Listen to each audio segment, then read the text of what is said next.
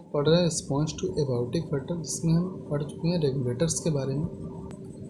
ऐसे ऑर्गेनिज्म जो external environment में चेंज होने के बावजूद अपने इंटरनल एनवायरनमेंट को कांस्टेंट कर सकते हैं, उन्हें हम रेगुलेटर्स कहते हैं।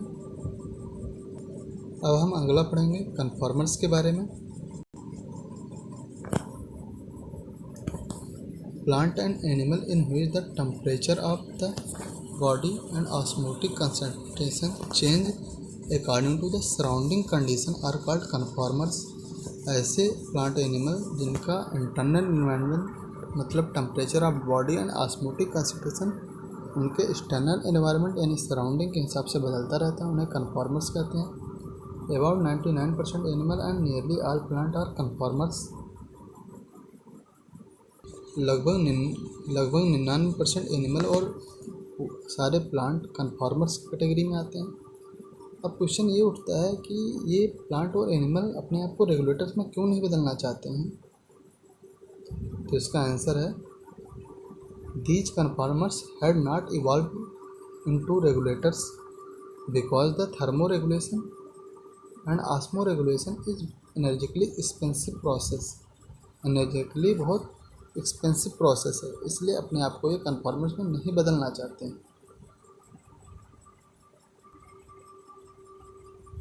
एक पॉइंट के बारे में बात करेंगे, heat loss and heat gain is the function of surface area. किसी भी ऑर्गेनिज्म के बॉडी से हीट का लॉस और हीट का गेन उसके सरफेस एरिया से होता है। जिस ऑर्गेनिज्म का सरफेस एरिया ज़्यादा होता है उससे हीट का लॉस ज़्यादा होता है, जिससे कम होता है उससे हीट का लॉस कम होगा। कन्फॉर्मर्स जो हैं वो रेगुलेटर्स में अपने आप को नहीं बदले, क्योंकि osmoregulation and thermoregulation expensive process था। उन्होंने ध्यान रखा, कहा जाता है कि during the course of evolution the cost and benefit of the maintaining the constant environment are taken into the consideration. Evolution के दौरान कास्ट और बेनिफिट को ध्यान में रखते हुए ऑर्गेनिज्म इवॉल्व हुए। कन्फॉर्मर्स के लिए उन्हें लगा कि जो थर्मो रेगुलेशन और ऑस्मो रेगुलेशन है वो एनर्जिकली एक्सपेंसिव है उनके लिए, इसलिए वो अपने आप को रेगुलेटर्स में नहीं कन्वर्ट कर पाए।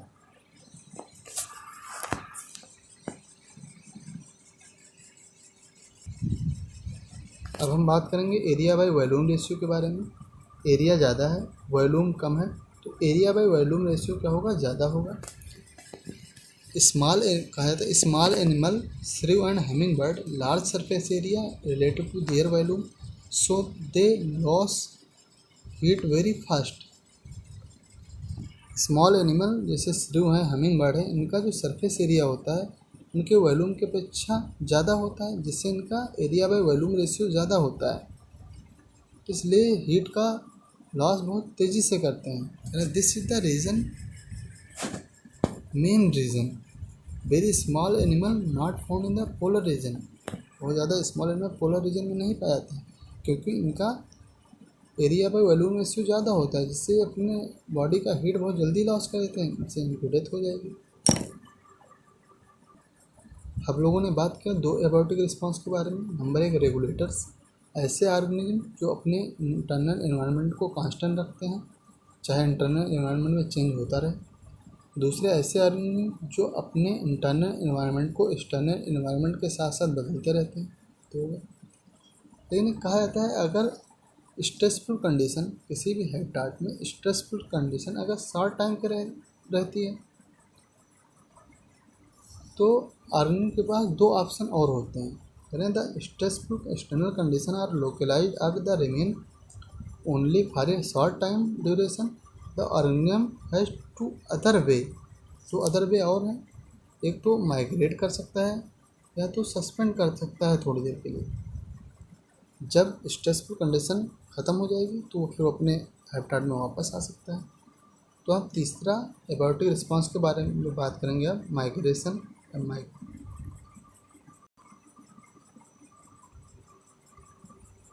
माइग्रेट में in the migration the organism can move away temporarily, थोड़ी देर के लिए, from the stressful habitat to the more hospitable area.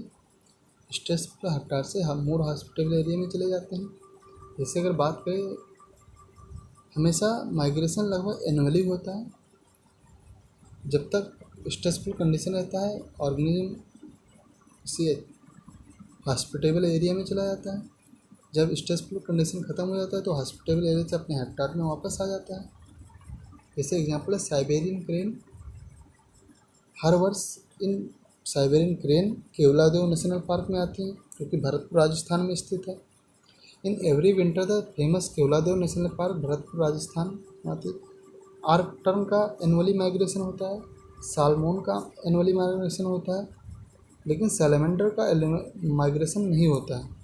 But salamander do not migrate, ये पॉइंट बहुत इंपॉर्टेंट है।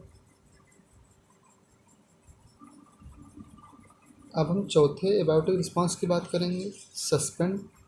सस्पेंड का मतलब stop for a short time, थोड़े समय के लिए ऑर्गेनिज्म स्टॉप कर जाता है, यानी छिप जाता है। जैसे बात करें, thick walled spore are found in bacteria, fungi and lower plant. Stressful condition से बचने के लिए बैक्टीरिया, फंजाई और लोअर प्लांट स्पोर बना लेते हैं, जो कि थिक वॉल्ड होता है। स्ट्रेसफुल कंडीशन को बर्दाश्त कर लेता है। जैसे स्ट्रेसफुल कंडीशन ख़त्म होता है वैसे अपने वाल को डिज़ोल्व कर लेते हैं और स्पोर रिलीज कर देते हैं। तो in higher plant seed and other vegetative reproductive structure बनाए जाते हैं, जिससे हम डॉर्मेंसी के नाम से जानते हैं। 2 पॉइंट और है, हाइबरनेशन एंड एस्टिवेशन। ये बहुत इंपॉर्टेंट पॉइंट है। हाइबरनेशन कहते हैं विंटर स्लीप, जिसे हम याद करेंगे HW के नाम से। इसका एग्जांपल है बियर। अब बात करेंगे एस्टिवेशन के लिए। एस्टिवेशन को कहते हैं समर स्लीप, जिसका एग्जांपल है snail and fish.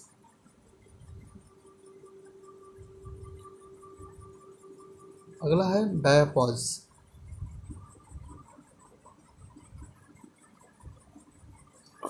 Stage of the suspended development, जो कि जू प्लैंकटन में पाया जाता है। डायापॉज भी इम्पॉर्टेंट पॉइंट है। अब हाइबरनेशन है एस्टिवेशन। हाइबरनेशन होता है विंटर में और एस्टिवेशन होता है समर में। दोनों एक दूसरे के बाद आते हैं, तो इसलिए कहा जाता है कि hibernation and aestivation are the periodic phenomena. Hibernation और एस्टिवेशन पीरियोडिक फिनोमेना है।